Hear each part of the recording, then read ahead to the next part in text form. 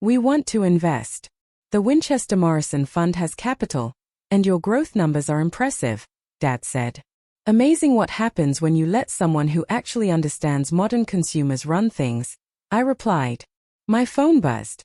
Melissa, OMG. Did you see? Brandon just got fired from his VP job. Something about his influencer campaign being a fraud. I smiled. The campaign I'd cancelled on my first day had turned out to be exactly the kind of shallow marketing that was killing luxury brands. Your new strategy, Charles admitted reluctantly, the direct-to-consumer approach, the sustainability focus, it's revolutionary. No, it's obvious. If you'd ever actually talk to customers instead of spreadsheets, I pulled up more data. See these engagement numbers? That's what happens when your CEO can recommend products because she's actually sold them. Dad was staring at the sustainability report. These profit margins, with ethical production. Turns out treating artisans well and charging fair prices creates better products. I pointed to a photo of our Italian leather workshop. Those craftsmen? I know their names, their families, because I visited them as a simple store manager while you were all flying private to yacht parties. Charles shifted nervously. About the board's treatment of you. You mean calling me shop girl and explaining basic business terms like I was a child? I pressed a button, and the screens filled with press coverage. Vogue, Elite's revolutionary CEO, from shop floor to corner office. Forbes, the future of luxury is female, and she knows her inventory. Clare, Dad leaned forward. I was wrong about everything, the Sunday dinners, the career advice, the constant suggestions that you were too simple for real business. I stood up, straightening my elite blazer from our new Heritage Reimagined collection. Here's the thing, Dad. Every time you and Mom and Melissa talk down to me, I learned something. Learned what? That the business world is full of people so convinced of their own brilliance, they can't see the obvious, like a store manager quietly buying company shares while revolutionizing inventory systems. My phone buzzed again. Mom this time. Darling, the country club is asking if you'll speak at their business leadership dinner. Your investment proposal. I turned back to Charles and Dad. It's a no. Elite doesn't need old money anymore. We're creating new value. But, Charles started. But nothing. The same fund that thought I was too simple to understand luxury now wants to invest in my vision. I laughed softly. That would be poor business judgment. And I'm anything but a poor businesswoman. As they left, Jane brought in the latest sales report. The Target collaboration is breaking records. Turns out accessible luxury isn't an oxymoron. No, I smiled, touching the framed photo on my wall. Me as a junior sales associate, learning the business from the ground up. It's just good business. Something a simple store manager would know. Sometimes the best revenge isn't proving people wrong. It's proving yourself right. One quarterly report at a time. 1 year after the takeover, I stood on the stage at the Global Luxury Summit, the same conference where last year I'd been working the elite booth as a simple store manager. The future of luxury isn't about exclusivity, I told the packed auditorium. It's about authenticity, sustainability, and actually understanding your customers. In the front row, Melissa sat next to Mom, both wearing pieces from Elite's new collection. Dad was there, too, taking notes. Actually taking notes about modern retail strategy. Last year, Elite's board dismissed digital innovation as beneath the luxury market, I continued. This year, our digital-first strategy has tripled our market cap and attracted a new generation of luxury consumers. My phone buzzed. A text from Jane. Charles Winchester just arrived at the office. Says he has something urgent to show you. Perfect timing.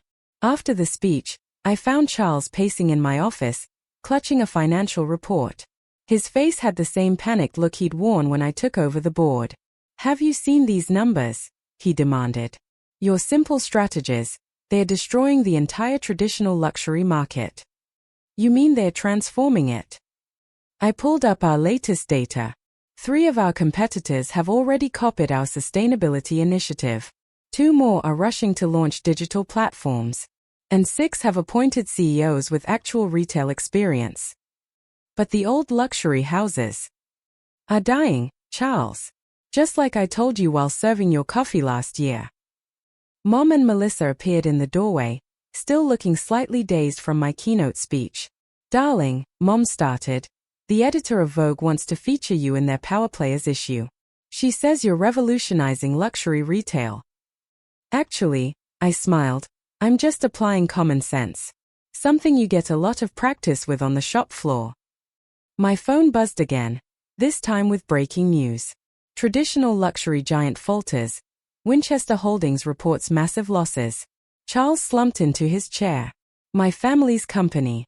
3 generations of luxury retail. Failed to adapt, I finished. But I'm feeling generous.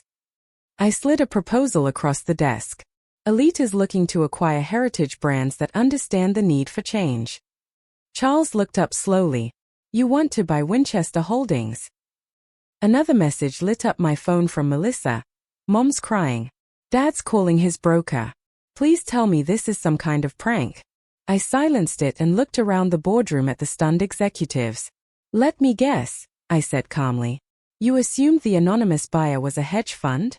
Or some legacy dynasty expanding its holdings? Charles scoffed. You're a sales clerk. I'm a CEO who understands this company from the ground level up. I projected a new slide deck titled Elite 2.0. While you traveled first class to meetings, I stood on the showroom floor listening to customers explain why they were choosing digital native competitors. Our third quarter profits remain strong, someone interrupted. Artificially strong, I corrected. Propped up by property assets, not retail performance. Slide after slide revealed the truth. Underperforming stores hidden in shell corporations, manipulated inventory reports, creative bookkeeping masking decline. You think these are simple matters? One director snapped. I learned about those simple matters while refilling your espresso cups, I replied evenly. People talk freely when they underestimate you. My phone buzzed again. Dad, how did you fund this? I advanced the presentation. Allow me to introduce my quiet investors, 3 tech founders under 40. They followed my retail analysis blog. Apparently, my insights into luxury's digital shift resonated. Charles shot to his feet. We'll contest this acquisition. On what grounds? Every transaction was compliant. Every filing transparent. And as of this morning, major institutional shareholders support my leadership. A murmur rippled across the room. What exactly is your plan? Someone asked. A transformation. Digital-first commerce. Ethical sourcing. Direct-to-consumer focus with curated retail presence. I gestured toward my blazer. And a secondary line, accessible, but aspirational. That's not luxury, Charles argued. That's not old luxury, I replied. I rose from my seat. Meeting adjourned. HR will remain to discuss transitions. Jane, once my co-worker at the flagship store, entered with a garment bag. Your sister's downstairs. And your mother just arrived. Right on schedule. Inside the bag hung a tailored elite signature suit. I changed quickly. Melissa stormed in. Mom's panicking. Dad's calling lawyers. What are you doing? Building something better, I answered. Mom appeared behind her. Sweetheart, this is too big for you. Before I could reply, Jane stepped forward. Actually, Mrs. Morrison, online sales just surged 200% after Ms. Morrison's announcement. Customers love this narrative.